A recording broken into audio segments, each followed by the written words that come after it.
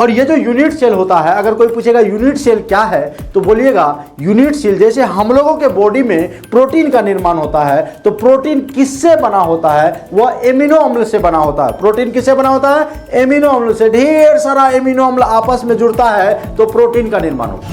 बच्चा कि बताओ, दोनों की तुलना करो, एक हाथ में मकान की तुलना, एक हाथ में ईंट की तुलना करो, तो आप कहेगा सर मकान की तुलना में सर जी ईंट जो है बहुत छोटा है, बहुत छोटा है। तो हम कहे कि ईंट का परिभाषा दो, आप बोलेंगे वह छोटी से छोटी इकाई जिसको बार बार दोहराने पर मकान का निर्माण होता है, उसी को ईंट बोलते हैं। और ये जो मकान है या ईंट है वो 3D है, 3 डायमेंशनल है, त्रिविमीय होता है। उसी तरह यूनिट सेल क्या होता है? वह छोटी सी छोटी इकाई होती है, ध्यान से सुनिएगा, वह छोटी सी छोटी इकाई होती है जिसको बार बार दोहराने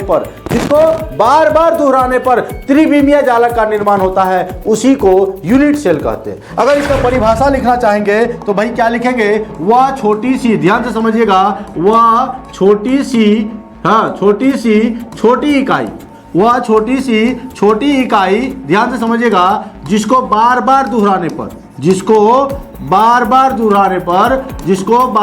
यानी 2 बार लिख दिए, समझ जाना, जिसको बार बार दोहराने पर त्रिविमीय जालक बनता है, त्रिविमीय जालक बनता है, वही हमारा सर जी यूनिट सेल कहलाता है ना।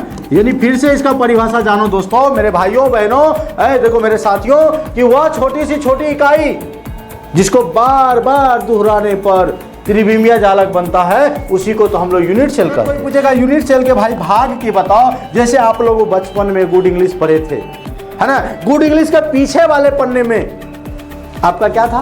Parts of body. एक लड़का को ऐसे खड़ा कर दिया है, एक लड़का को ऐसे बना दिया है ना, ऐसे करके बना दिया है एक लड़का को, और ऐसे करके, और उसके सभी जो है चारों तरफ एरो करके इस तरह से एरो करके लिख दिया है। ये तो हेयर है, ये बाल है, ये नोज है, नाक है, ये आँख है, ये फिंगर है, ये मुक्का है, ये चमेटा है। लिखा हुआ था कि नहीं? बोलो भैया। तो उसी तरह यूनिट सेल जो ये देखे रहे आप फिगर जो हमने बनाया है, यूनिट सेल में ये वाला पार्ट कहलाता है, ये वाला पार्ट, इसको बोलते हैं कोना। क्या बोलते हैं? इसको बोलते हैं कोना। कोना माने होता है इंग्लिश कॉर्नर, है ना। कोना माने क्या होता है? कॉर्नर। जैसे आप देखते होंगे कभी कभी जब मार्केट आप जाते होंगे तो पान दुकान जब जिसका कोना में रहता है तो लिखा रहता है संतोष पान कॉर्नर। कॉर्नर का अर्थ होता है कोना में, यानी अगर कोना वाला जगह में स्थित है तो कॉर्नर लिखाता है कि ये आपका कॉर्नर हो गया, ये आपका कॉर्नर हो गया, ये कॉर्नर हो गया, ये कॉर्नर हो गया, ये कॉर्नर हो गया, ये कोना हो गया, ये कोना हो गया, ये कोना हो गया। यानी कोना गिनोगे तो टोटल कोना की संख्या कितना हो जाएगा दोस्तों? 8। यानी नंबर ऑफ कॉर्नर 8 हो जाएगा।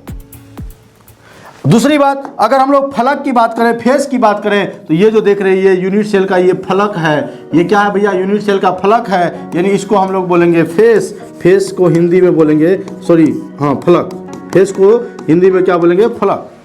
अगर हम लोग बात करें ये कोना है, ये कोना है, कोना से कोना की दूरी, ये जो दूरी होती है इसको भाई साहब बोलते हैं किनारा। क्या बोलते हैं? किनारा। किनारा को हम लोग बोलते हैं एज, EDGE, एज। एज माने क्या होता है? किनारा। समझ आ रही बात? यूनिट सेल में देखो भैया, अब ये फेस हो गया तो एक फेस पर, यही आपका एक फेस है, इस फेस पर 2 विकर्ण खींचा जा सकता है, तो 6 फेस है टोटल, 6 दूना 12 विकर्ण होगा। यानी आपको यहाँ से पूछेगा कि बताओ यूनिट सेल में कोने की संख्या कितना, कोने यानी कॉर्नर कितना, तो कॉर्नर के लिए आप बोलेंगे सर जी 8 होता है। कितना होता है भैया? 8 होता है। अगर कोई आपसे पूछेगा सर जी फलक बताओ, फलक माने फेस। मेरे शेरों देखो ध्यान से, फेस कितना? 6। कोई पूछेगा किनारा कितना, तो किनारा को आपको गिना के बताऊंगा। किनारा को इंग्लिश में बोलते हैं एज। एज माने होता है किनारा, और किनारा कितना? 12। आपसे कोई पूछेगा फलक विकर्ण, यानी फलक विकर्ण बताओ सर, तो कहिएगा सर जी फलक विकर्ण इंग्लिश में क्या बोलेंगे? तो बोलेंगे फेस डायगोनल। क्या बोलेंगे? Face diagonal. और अगर फेस डायगोनल की बात करेंगे तो कहेंगे 6 गुना 2 बराबर कितना? 12। अगर कोई आपसे पूछ ले कि अंतः विकर्ण बताइए, अंदर का विकर्ण कितना होगा? अंतः विकर्ण आप कहेंगे सर जी 4 होता है। तो ये यूनिट सेल में इस बात को आप भूलिएगा नहीं, पूरा इसको एकदम कंठस्थ कर लीजिए, याद कर लीजिए। क्लियर है? क्लियर है सभी को? कोई दिक्कत नहीं है यूनिट सेल में। अब यूनिट सेल के ये सारा चीज अगर आप जान गए हैं तो यूनिट सेल के प्रकार की बात करें, टाइप्स ऑफ यूनिट सेल की बात करें, यूनिट सेल के प्रकार ध्यान से देखना दोस्तों मेरे भाइयों। यूनिट सेल के प्रकार इंग्लिश में इसको बोलेंगे types of unit cell. Types of unit cell. Unit cell के कितने प्रकार होते हैं? तो भाई यूनिट सेल जो होता है, एकक कोशिका जो होता है, इकाई सेल जो होता है, वो दो प्रकार के होते हैं। एक का नाम है सरल घनीय, एक का नाम क्या है? सरल घनीय एकक कोशिका। क्या नाम है? दो बोलो एक बार, सरल घनीय एकक कोशिका। और भाई दूसरा का नाम है केंद्रित घनीय एकक कोशिका। क्या नाम है? केंद्रित घनीय एकक कोशिका। केंद्रित घनीय एकक कोशिका। एकक कोशिका को ऊपर जीरो दे दिए, कोशिका। अगर इंग्लिश मीडियम वाले बच्चे हैं तो आप कहिएगा इसको simple cubic unit cell. Simple cubic unit cell. क्या बोलोगे भैया? बोलो सिंपल क्यूबिक यूनिट सेल। और इसको बोलेंगे centred cubic unit cell. Centred cubic unit cell.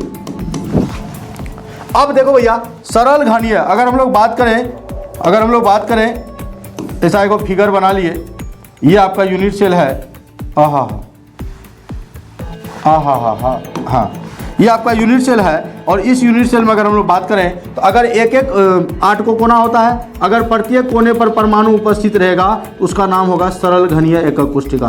प्रत्येक कोना पर यानी 8 कोना होता है, अगर 8 कोना पर परमाणु उपस्थित है सरल घनीय एकक कोशिका, सिंपल क्यूबिक यूनिट सेल। और अगर कोने के अलावे अन्य जगहों पर उपस्थित है उसको बोलेंगे केंद्रित घनीय एकक कोशिका। और ये केंद्रित घनीय एकक कोशिका परमाणु के सिचुएशन के अनुसार, परमाणु अगर कोने के अलावे फलक पर होगा तो नाम हो जाएगा फलक केंद्रित। कोने के अलावे अगर एक परमाणु बॉडी के अंदर होगा उसका नाम होगा अंतः केंद्रित। अगर कोने के अलावे परमाणु दो विपरीत फलक पर होगा उसका नाम होगा फेस सेंटर, सॉरी अत्यंत केंद्रित, एंड सेंटर।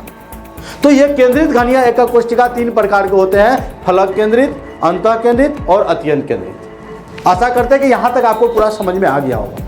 अगर अच्छा लगे तो वीडियो को शेयर करें, लाइक जरूर करें। अगर आप चैनल में नए हैं तो चैनल को सब्सक्राइब कर दें। धन्यवाद।